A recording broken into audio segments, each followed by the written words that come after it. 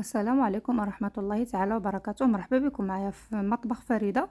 اليوم ان شاء الله غادي نقدم لكم واحد البراونيز اللي كيجي خطير. انا صراحة اي حلوة كنديرها كما كنت دايره، سواء طاخت سواء كاطو كما كندير ما كناكلوش، ولكن بالضبط البراوني وبهذا اللي كنديرو كنحماق عليه وكناكلو بزاف ماشي غير شويه، وحتى عائلتي كيحماقوا عليه.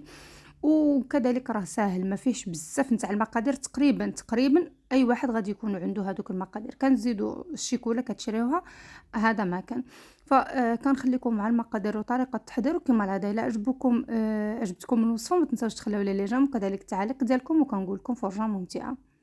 اول حاجه غادي نحتاج عندي هنايا 180 غرام تاع شوكولا غيش، من الاحسن تكون نوعيه جيده. وغادي نحتاج معاها واحد 100 غرام نتاع الزبده. هنا راه الاغلبيه كيدير الزبده بزاف، انا كنحاول دائما كندير ما بين 80 غرام حتى ل 100 غرام تاع الزبده فقط.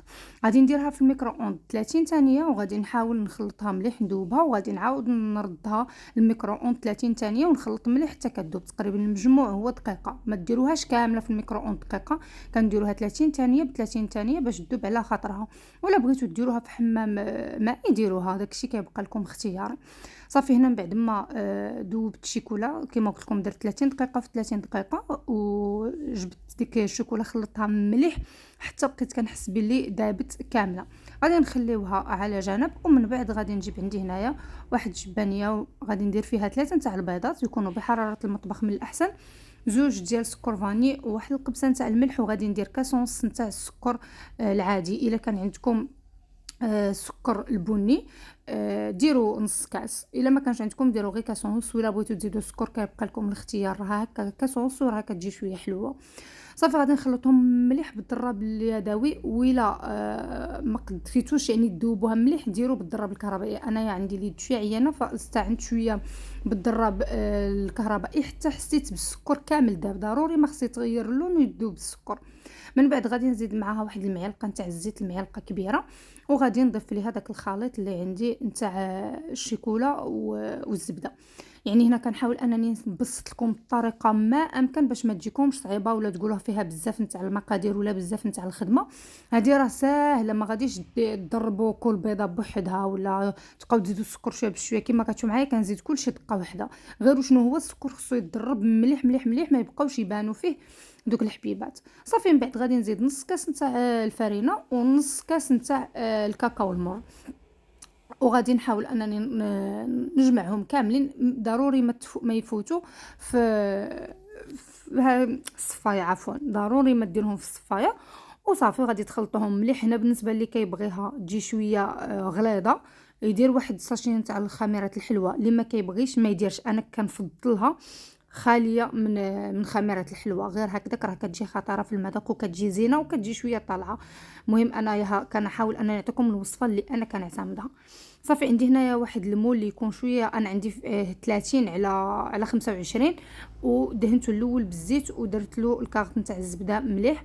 غادي نخوي فيه داك الخليط. الا بغيتوها تجيكم عاوتانك شويه غليظه ديروا واحد المول اللي يكون شويه صغير على المول اللي درت انايا. صافي غادي نخوي فيها داك الخليط، وغادي نديرها ندخلها الفران تقريبا واحد 30 دقيقه او 20 25 دقيقه. قبل ما ندخلها الفران غادي ندير هنايا شوكولا غيش من الفوق تقريبا واحد 100 غرام او 50 غرام، المهم للتزيين. كذلك غادي نزيد معاها شويه نتاع الكركاع اللي هرسته ما خليتهمش حبات وافيين، وبقيت كنزين به. هنايا هذا اختياري، بغيتو تدخلوها غير هكذاك دخلوها غير هكذاك راه كتجي زينه. بغيتو هذاك الكركاع وكلشي تزيدوه معاها لداخل زيدوه معاها من تكونوا تخلطوا. انا كتعجبني المنظر نتاعها كنديرها في التالي كاع وصايي.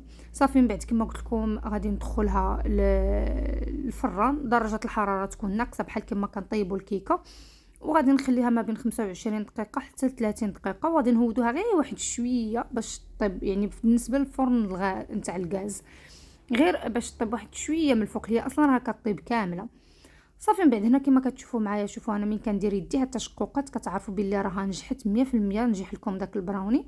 غادي نخليها تبرد على خاطر انا خليتها تقريبا واحد نص ساعه باش تبرد. ومن بعد هنايا غادي نحاول انني نقلعها بداك المول، وغادي مباشره نقطعها.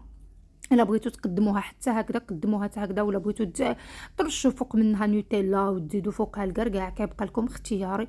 ولكن راه الوصفه الصحيحه راه هكذا وكتجي خطيره في المذاق.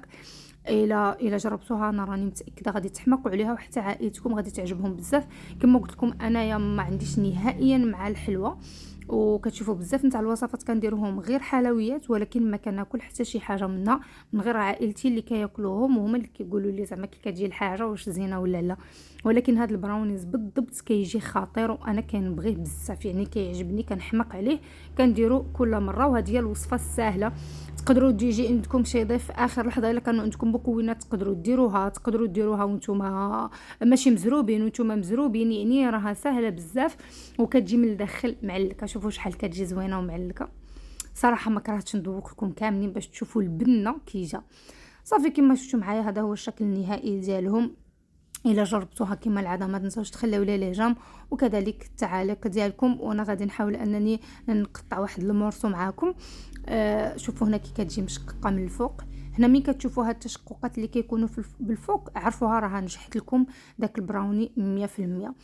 انا هنايا كانت عاد شويه سخونه، ولكن واخا هكا قلت ضروري ما خاصني نوريكم الشكل النهائي. انا غادي نقطع كما قلت لكم باش تشوفوا شويه بالفرشاطه كي كيجي. صراحه كيجي بنين بزاف، ما قديتش نصبر كليتو داك المورسو مباشره. فكنتمنى انه ينال اعجابكم. الى عجبكم ما تنساوش تخليو لي جام وكذلك التعاليق ديالكم. كنقول لكم بالصحه والراحه، ونتلاقاو في فيديو اخر ان شاء الله. مع السلامه.